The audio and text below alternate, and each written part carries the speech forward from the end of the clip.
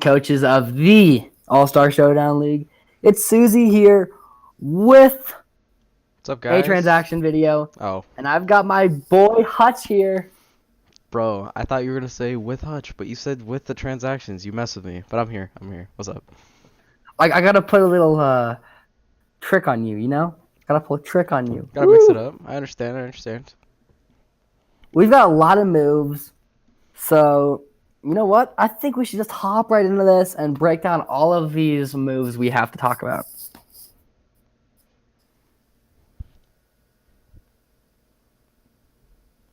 All right, go ahead and talk about the trade between the InterMeiotic and the Washington Whalelords. So the first move this week was a blockbuster trade as two struggling teams decided to trade ons to try to improve their drafts. So we saw Static, the coach of the I forgot what his team name is, InterMeiotic. trade his Landorus Eye and his Blaziken for Cam Wailord's Heat Ran and Sand Slash. And on surface level, this move looks pretty basic as it's a ground type for a ground and a fire for a fire.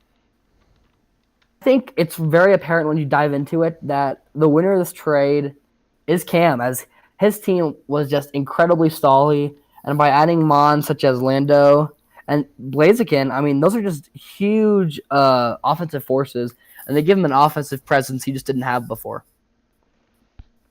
Yeah, I 100% agree with the statement where it's like his team was very solid, like we said a couple weeks back. Dropping Diggersby, really, he lost all of his offensive prowess from the physical side. So by adding Landers and by adding Blaziken, he's getting to have a lot stronger of a team in terms of how hard it can hit, which I think that's going to be better for his play style because he likes to make a lot of predictions. I will say, though, however, Heat Ran does help Static quite a bit, and I think he'll be able to use some nice synergy between that and Gyarados.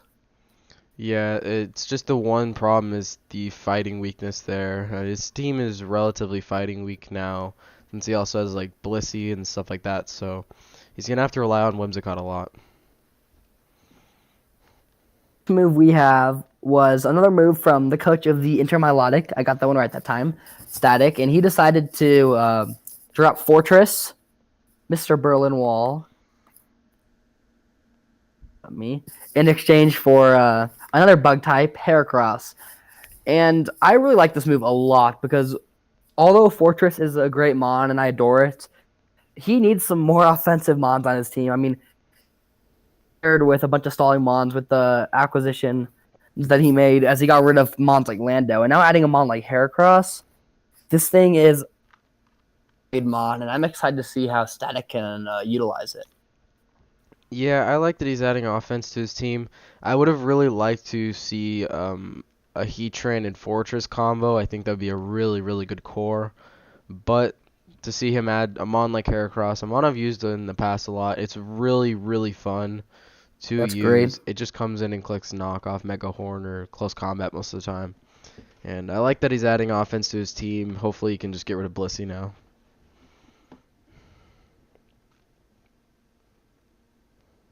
Transaction that we have to go over is another trade with the Washington Whalelords. And this is Ian, the coach of the Arcanines, as he decides to war in exchange for Cam's Mega Slowbro. And again, I mean, Cam, you're making moves out here. That's a huge trade for you. You've suddenly gone from a very stally team that doesn't seem to fit your play style to a team with many great offensive threats, such as Porygon 2, Mega Gardevoir, Primarina, Lando Eye, Young Mega, Rampardos. That team is suddenly very threatening. And now looking on Ian's side, move personally as what he's liked. But at the same time, I'm not that big of a fan as I feel it makes him a little bit more stally. And he already had Clefable, and you don't want to have too many type redundancies. Yeah, I like this trade for both sides. It really helps out, and Cam has a really offensive team now.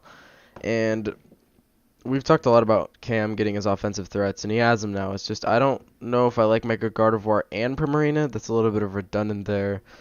So, but on Ian's side, but the Landers Therian and Mega Slowbro combo is absolutely ridiculous. That is an amazing combo, and to also have a Clefable in there, that's probably why Ian wanted to just get rid of his Mega Gardevoir. He doesn't really need it, and he dropped his Toxapex later. You'll see, but I like the synergy and with Lando and what it adds to the team.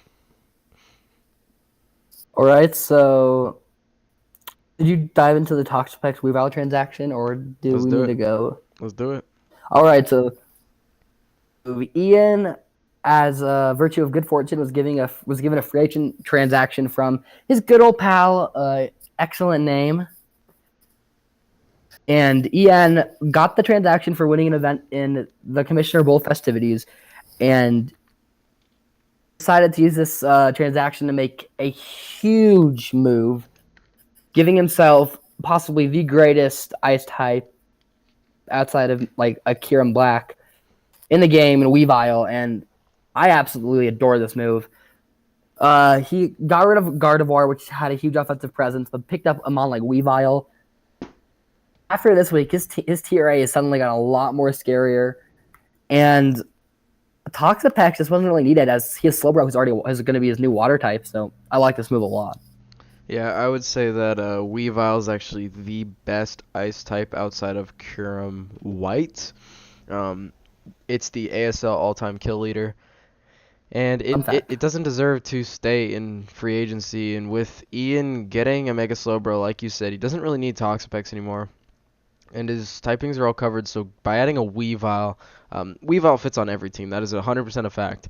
It can do it's one trick, but it doesn't matter. It does that thing so phenomenally. And I like Weavile. It's a great breaker, and with the addition of Mega Slowbro and Clefable, it's extremely stally, so it's good that he has wall breakers like Weavile, like Cobalion, like Landorus, and stuff like that. And try to stop a Scarf Weavile. That can be pretty darn scary I've when you actually can't used Scarf outspeed that. Weavile before. It's actually really Scarf fun. Weavile, it's very nice. All right, so we yet another move. This will be our last move we'll discuss for this video. Move where TCP decided to drop a tier 2 fairy for a tier 2 fairy. This one's one of the more interesting moves as his team has seemed so perfect, but you always can get better, and he really shows this here as he decided to drop Slurpuff. It's a great tier 2 fairy. Sorry, I stumbled over my words there. A very defensive tier 2 fairy in Grand Bull, who is very good. It has access to abilities like Intimidate. It has 120 base attack, which is terrifying. And I can see why he did it, but I'm just a dumb person. All right, so I know the reason that he added it. It's pretty apparent in my eyes. He added it for the Intimidate core with him on top. That's what I'm looking at here. Plus West side, my Gramble, bad.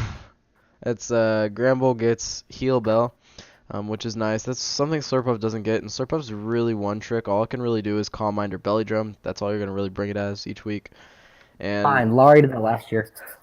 yeah, it's scary as that. I'm not gonna say it isn't, but Gramble just adds a lot more options. Just because it can heal Bell, it can set up Stealth Rocks if I'm not mistaken, and that Intimidate core with him on top just makes his Mega Venusaur and Skarmory core that much scarier. All right, so that's gonna do it, I think. And thanks for staying with us to go over transactions. And I think a lot of teams got better this week. And I'm really excited to see what the future holds as we're nearing the midpoint for the season. I believe this next week. All right, see you guys.